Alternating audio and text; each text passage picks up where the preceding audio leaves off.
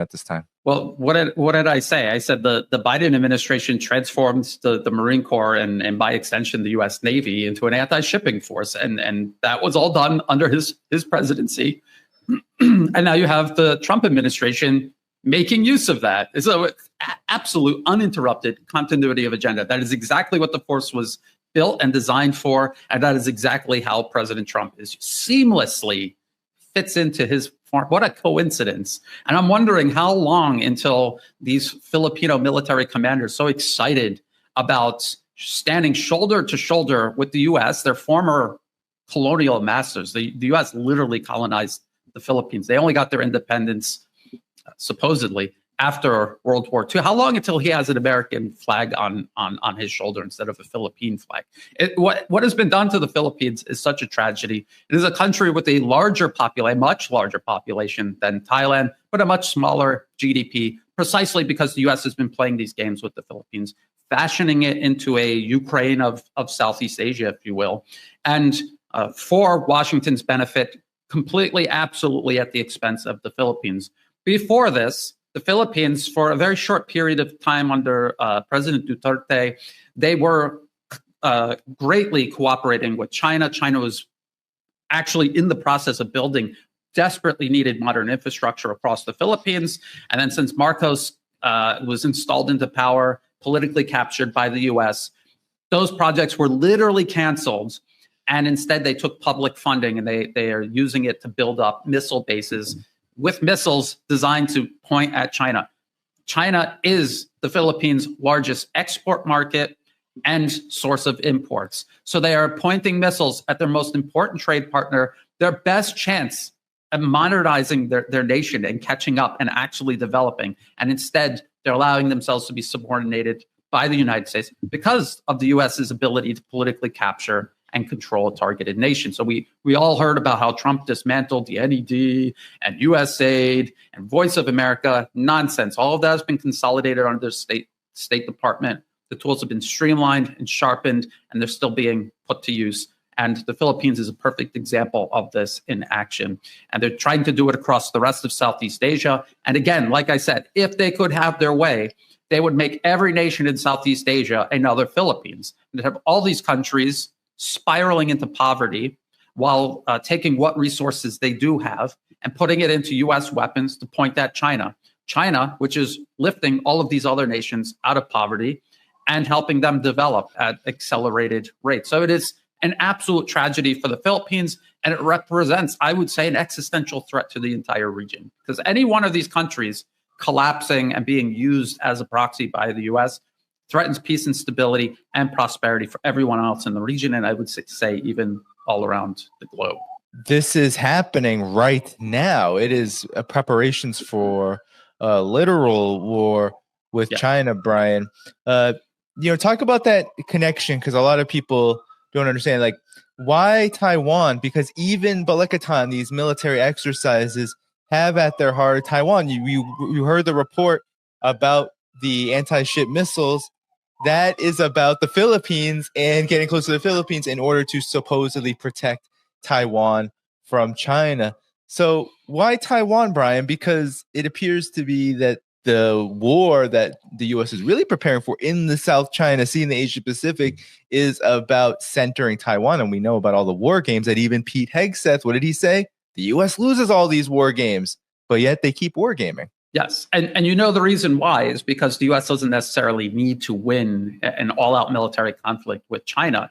All they need is to create a large enough pretext to justify a global maritime blockade against Chinese shipping. That's what I believe. That is what the goal is. That is what it has said in policy papers spanning decades now. There are papers from the early 2000s that talked about cutting off Chinese maritime shipping, preventing China from being able to protect its civilian shipping around the globe.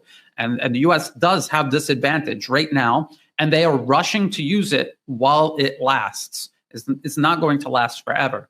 The U.S. military spans the globe. We always talk about the hundreds of bases they have all around the globe. Their Navy sails all around the globe. The Chinese military is incapable of projecting military power anywhere close to the same level the U.S. has. It's essentially, and U.S. policy papers admit this, while the politicians lie to the world and say China is a military threat to the world, they brag about how China's military is confined to defending China and China alone. They're upset about China militarizing the South China Sea because they understand that what was that in reaction to? What is going on in the South China Sea? There are two things going on in the South China Sea. Number one, maritime shipping. And who is that maritime shipping between? China and all of its trade partners in the region. Just like the Philippines, almost every other country in the region counts China as their largest trade partner. So is the U.S. in the Philippines to help the Philippines protect their maritime shipping with China from China in the South China Sea? Doesn't make any sense. There are these maritime disputes, but these maritime disputes have always been going on. It's nothing new. And it's not just with China. Philippines has maritime disputes with Malaysia and Indonesia and Vietnam, and they get very heated. But otherwise, these very localized, heated disputes, all of these countries have very good, I would even say friendly relations with one another. They trade with one another. Their leadership visit each other as if nothing is going on. And because these maritime disputes always happen and it's always kept well under control, the U.S. has inserted itself into these disputes, and exclusively only if the dispute involves China, and they're trying to escalate it into a regional or even global conflict. They can justify militarizing the region with their own military and building up this confrontation with China. Now, Taiwan specifically, it helps for people to understand. A lot of people have this misconception because the Western media, conservative, liberal, doesn't matter, in concert, they lie to the public about the status of Taiwan. Taiwan is part of China. Every country that does business with China observes a one China policy. One China means there's one China, Taiwan is part of China, and there's only one government of China, the People's Republic of China, based in Beijing. And if you read the Shanghai Communique from the 1970s, the U.S. agreement with China, they say not only do they recognize that everyone on both sides of the strait count Taiwan as part of China, they don't challenge that position. So a lot of people try to leave out that last bit and say, well, they recognize that they believe that, but they themselves don't believe that. No, they said in the communique, they don't challenge that. So they agreed to that. But ever since then, unofficially, they've been undermining China's sovereignty over Taiwan by selling it military weapons, by encouraging separatist political parties that the U.S. funds and just maneuvered and keeps in power, by co-opting, capturing, polluting their information space with separatist ideology, and by beginning to place U.S. troops on Taiwan itself. So during the first Trump administration, the U.S. began putting troops there. By right, China, that is an act of war. China could have started a war with the U.S. right then and there, but they didn't. They're being patient. They're showing restraint. If it was the other way around, if it was China putting Chinese troops on Catalina Island off of California's coast, it would have been war. It would have been instant war. So it shows you who is the troublemaker and why. Why are they so obsessed with Taiwan? Again, not just to deny, not just to complicate and raise the cost for China, to extend China in the same way they're extending Russia and Ukraine.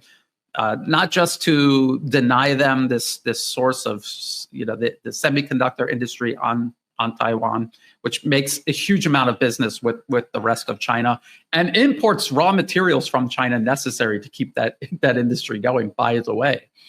But also, again, like I said, this is you look at the conflict in Ukraine vis-a-vis Russia and how the U.S. used that as a pretext to coerce the rest of the world to completely cut off all ties with Russia, cut all trade, place sanctions on them. The U.S. literally blew up pipelines to prevent Russia from sending energy to Europe. This is what they want to do with China. And they need something drastic to serve as a catalyst for imposing these harsh restrictions, to enforce this isolation of China in ways the tariffs are attempting to at least prime the way for. A conflict would actually seal the deal. So this is what it is. It's a combination of reasons, and these are among the primary reasons. Well, it's interesting, Brian. You have major admirals, generals, those who have a relationship, either a continued relationship in the Indo-Pacific Command or a former relationship, and they say something very different to you that also reveals just how important this war with China is and how much panic that they are trying to engender in order to escalate it. Here is the National Interest, which is an establishment media outlet. China escalated military exercises around Taiwan in 2024. Admiral Samuel Paparro, if you know Samuel Paparro, he is a China hawk, a champion in the Indo-Pacific Command. This is what he had to say. China continues to prepare for an invasion of Taiwan, top military officer in the region told lawmakers. In 2024, China's military increased its activity around Taiwan 3 times. The Communist Party of China maintains its claim over the small neighbor and continues to prepare for forceful reunification. Quote, Beijing's aggressive maneuvers around Taiwan are not just exercises, they are dress rehearsals for forced unification, said Navy Admiral Samuel Paparro, who is now the commander of the Indo-Pacific Command. He said escalated military pressure is up 300%. 3 military drills, of course, as opposed to 1. Last year, I stated this balance of power in the Indo-Pacific was shifting in China's favor. Since then, the Communist Party of China, this is why I brought this up, because it has to do with the Philippines, has significantly increased its coercive activity toward Taiwan and the Philippines. So they're tied together. So, Brian, they are sounding the alarm for forced reunification. That is what China is doing, supposedly.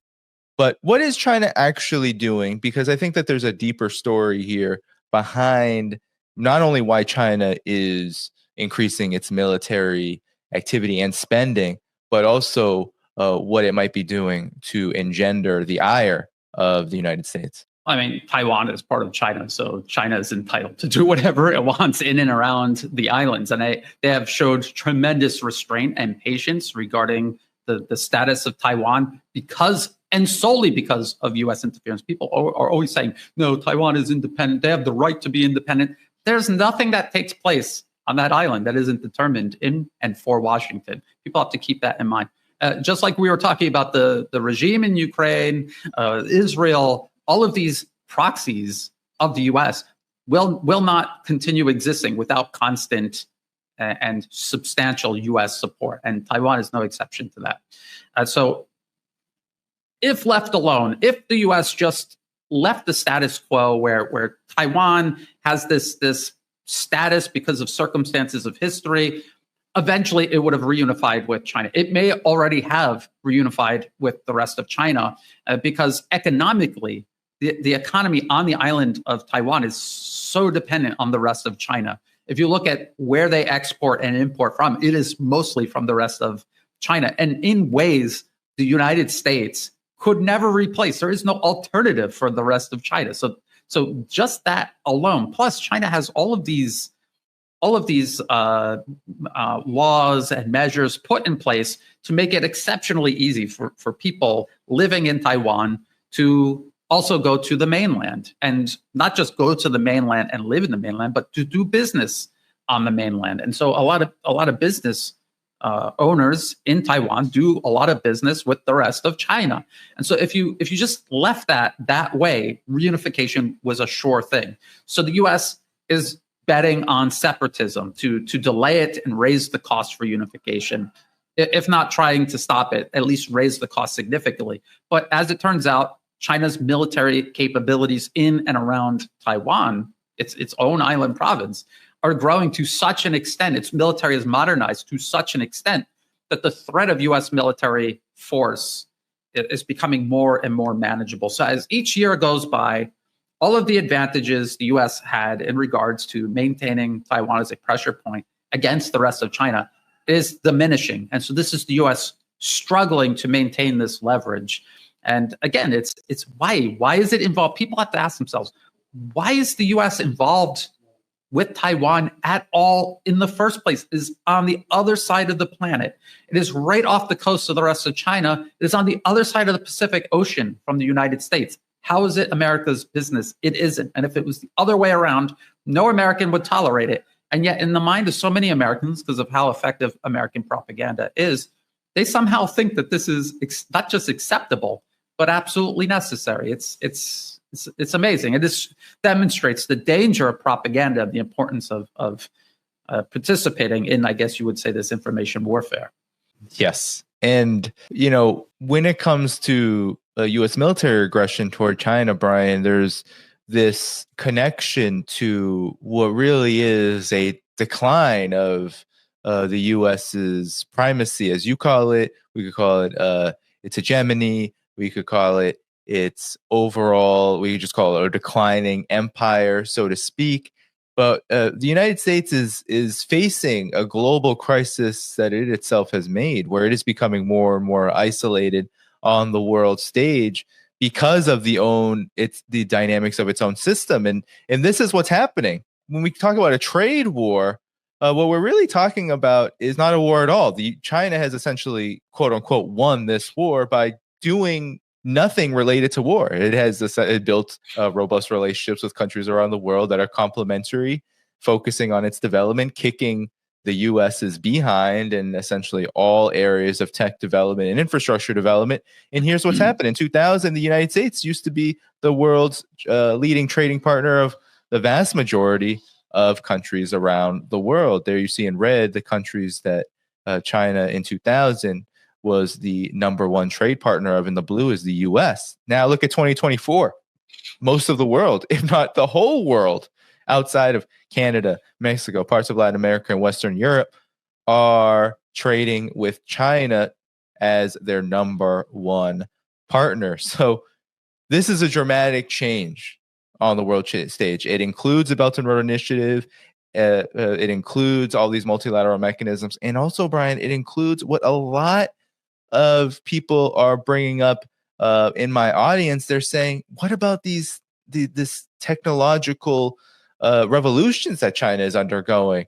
Thorium, we're on and on and on, just making innovations and advancements that the United States doesn't have capacity over. Actually, the United States is sanctioning and tariffing these innovations. For example, like electric vehicles, becoming the world leader of car production generally, but electric vehicle production wholly, to the point where the U.S. before Trump tariffed, I should say, electric vehicles in China 100%, essentially decoupling in order to prevent competition, which the U.S. isn't even really waging. There is no competition. So, Brian, your reaction to kind of these root causes, as to take the words of Russia and Putin, Lavrov, they always talk about root causes. Well, the root causes of this conflict with China, your thoughts?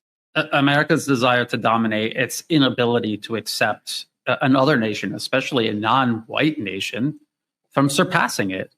And if you look at this logically, by the way, Daddy, you showed that map, and you see all of the red all across Eurasia, and especially Southeast Asia, and where the South China Sea is located. So does anybody actually believe that the U.S. Navy is in the South China Sea to protect the freedom of navigation of ships that are all almost certainly engaged in trade? The one below, 2024. Does anyone think the U.S. is in the South China Sea? I'm just pointing at where the South China Sea is. This is what we are talking about. We're talking about this long area that, yes, extends outward. All the countries are top trading partners with China. Yeah, so the reason the U.S. Navy is actually there is to threaten it, and if possible, disrupt and stop it. And again, this is in all of their policy papers. If they could just create a war big enough, short of nuclear war, but a war big enough, maybe a 2-year war, whatever, they don't even care how it ends, just as long as they can create hostilities in the region, convince shipping companies to just avoid the whole area, China, essentially. They could basically blockade China and collapse its economy. And so that's what it's about. And Danny, you're talking about technology. Yes, this is all because of technology. The collective West has this ingrained belief that they are inherently superior to everyone else on Earth. They are inherently superior to Africa, Latin America, Asians. They're all inferior, subhuman, depending on who you talk to. And in reality, the West enjoyed the benefits of historical circumstances. The Industrial Revolution began in the West, and they benefited from that. And there was tremendous technological and thus economic and military disparity because of that. But as time went on, from the World Wars through the Cold War up till now, technology has proliferated. And it turns out that people in China are just as capable of understanding, using, and even advancing technology in ways the collective West now is incapable of because of the systemic factors in China that allow it to surpass the U.S. in terms of research, development, and innovation. The fact that they're graduating more STEM graduates every year, for example. Infrastructure is another example. It turns out that the rest of the world is just as capable of using technology and creating tremendous power. Now, what are the deciding factors? It's not the West and their military and their technology, because now everyone has the technology. Everyone has the ability to produce weapons that they can use to defend themselves. What is now the deciding factor? The deciding factor is whether you as a nation are investing in the human resources within your nation. That is the most important resource, is the human resource. Are you educating them? Are you taking care of their health with universal health care? Are you providing them housing? Are they struggling to survive, or are they able to work and innovate and contribute to the building of society? And in China, the answer is yes. In the United States, the answer is absolutely not. And it gets worse and worse each year. And it doesn't even have to be this way. The United States could be rational and accept its place in the world. It is 4% of the global population. It could accept a proportional role within the rest of the world among other nations rather than imposing itself on all other nations. All of this is a consequence of the U.S. refusing to accept that reality and insisting that it's still somehow inherently superior, no matter how much evidence adds up to the contrary. And so this is why we're at the verge of all of this war. This is why there is instability. This is what is impeding, not propelling, human progress at this point. The West has become the greatest obstruction to human progress right now on planet Earth. And the most ironic part about all of this, you have people like J.D. Vance. Oh my God, I'm a Christian. I'm such a big Christian. And Donald J. Trump, we're all Christians. I don't know if people understand this. Remember when Rubio had the cross? Yeah, the Ash Wednesday cross on his forehead. You know, really, literally wearing his religion on his skin. Pete Hegseth also this Crusader cross. Right. What is the most important virtue of Christianity that all other Christian virtues are built on? Humility. And that is the one thing no one will ever accuse anyone in the U.S. government, all of these so-called Christians, of being is humble, having any sense of humility. And if they did, they would open the door to the progress and the greatness of America that they're always promising, but in actuality, having no intention of ever making good on. And so that's the ultimate irony there, that if they actually were Christians and upheld humility, they would see their proportional place in the world, you know, in God's creation. They would stop pursuing dominance over everyone else. Yeah, I remember Jesus talking so much about dominating everyone around you. That's such a reoccurring theme in the New Testament, right? Absurd, yeah. So if they actually adhered to that, America would look completely different. And the irony is they're always accusing China of being so godless. But if you talk to Chinese people, they're some of the most humble people on earth. And people in Asia in general have this ingrained sense of humility and sense of collective responsibility. Like there's individualism, but there's also this greater sense of collectivism where you're playing a role in a greater group. We're human beings. We're a social species. You cannot deny this. It's a factor of evolution. We're a social species, and we have to work together to accomplish anything. And people in Asia seem to get that. And people in the collective West at one point did actually understand this. I mean, when you look at the United States when it was at its strongest, there was strong collectivism and individualism combined. But that's all gone. And it's because of this blind pursuit of power and profit that's blinded them to even reality. If you don't know what's going on in reality, you cannot plan properly. You cannot put a plan together that makes sense and is achievable or sustainable. And this is what we're seeing the consequences of. And because the U.S. has so much momentum, power and wealth and momentum, it is so dangerous because these people who are blind they're basically driving a giant bus into a crowd of people. I mean, you could kind of compare it to that. They're blind and they're driving a bus, a huge multi-ton vehicle speeding into a crowd, and they're not even looking at where they're going. This is U.S. foreign policy. Yeah, and I want to just play now for your reaction to it. Exactly what Pete Hegseth said before he before he took the official position, before he was started his tenure as Secretary of Defense. Here's what he said about war games with China. The Pentagon is in the book, the exact amount of years, but in the past X number of years, 10, 12, 15, the Pentagon has a perfect record in all of its war games against China. We lose every time inside the Pentagon war games. We know what our real capability. You see, we didn't even get to this part of the war on warriors. I mean, the military-industrial complex, the way we procure weapon systems. We're always, the way our system works, the way our bureaucratic system works, where the speed of weapons procurement works, we're always a decade behind in fighting the last war. Whereas China, we have what did Rumsfeld say? You go to the war, the army you have. We have the army. China's building an army specifically dedicated to defeating the United States of America. That is their strategic outset. Take hypersonic missiles. So if our whole power projection platform is aircraft carriers and the ability to project power that way strategically around the globe, and yeah, we have a nuclear triad and all of that, but a big part of it. And if 15 hypersonic missiles can take out our 10 aircraft carriers in the first 20 minutes of a conflict, what does that look like? Yeah. I mean, and if they've already got us by the balls economically, which you pointed out very well with our grid.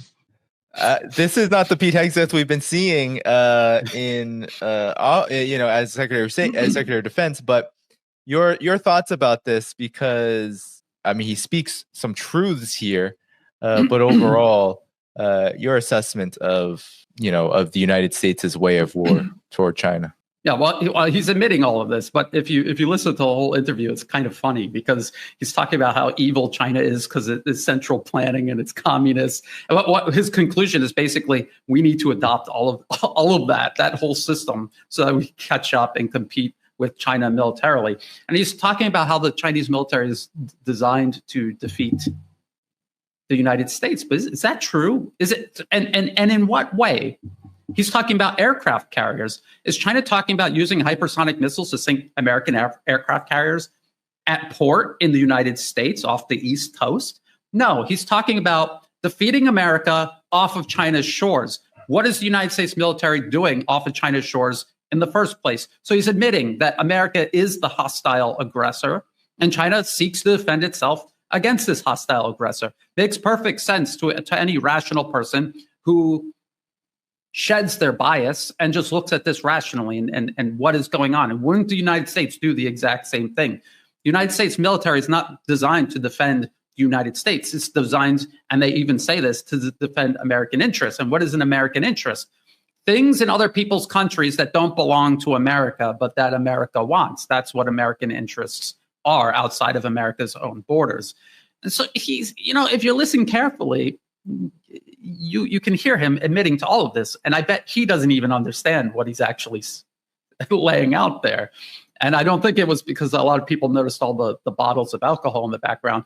I don't think it's just because of that. I think he and people like him are just so blinded by their own sense of unwarranted sense of superiority that they can't see reality for what it is.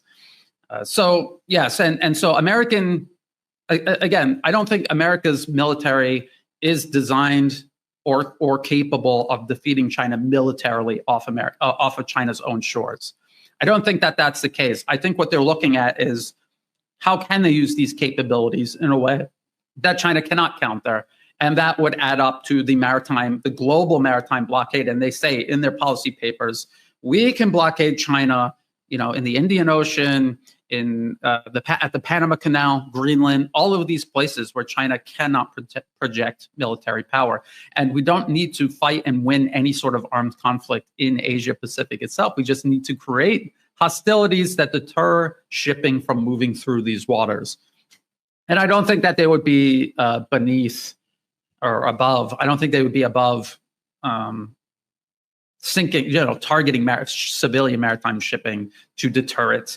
And look at what's going on in the Black Sea, for example, the use of these maritime drones by Ukraine to attack Russian vessels. So that's what they're talking about. And they've got companies working on maritime drones specifically for this purpose. So this is the threat China faces. This is why they've invested so much in the Belt and Road Initiative. This has been in policy papers for decades now. So China is well aware of this and reacting to it, responding to it. And people like Pete Hegseth see that and they think, how dare China defend itself against our attempt to encircle, contain, subordinate them? They should be subordinated to us because we are inherently superior. They're inferior. We will not accept a non-white nation surpassing not just America, but the collective West. But that is what is happening.